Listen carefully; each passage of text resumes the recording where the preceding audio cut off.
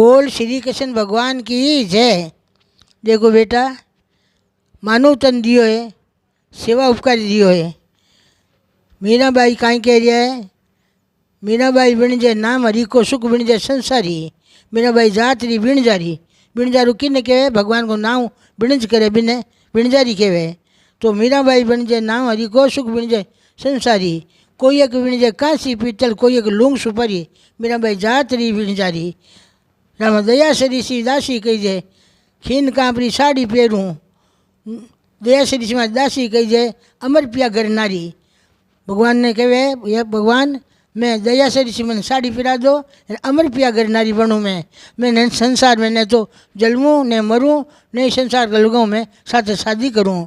तो कोई एक बिण जाए कांसी पीतल, कोई एक लूंग सुपारी। मीराबाई जात री बिण जारी। मीराबाई भगवान को ना बिण जाए। संसार कहीं बिण जा, कोई अपन खेती रो करा, कोई दुकान को करा, कोई झीणा को करा, कोई व्यापार को करा है। अब सुबह उठे तेना बायान लागे रसोई में टिफिन बनावे, टाबरा बनाओ, आप धनीरे बनाओ, जेठ सुसार बनाओ।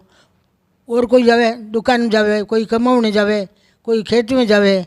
तो अपन संसार काम में लागूड़ा। मीराबाई कहीं काम लागती।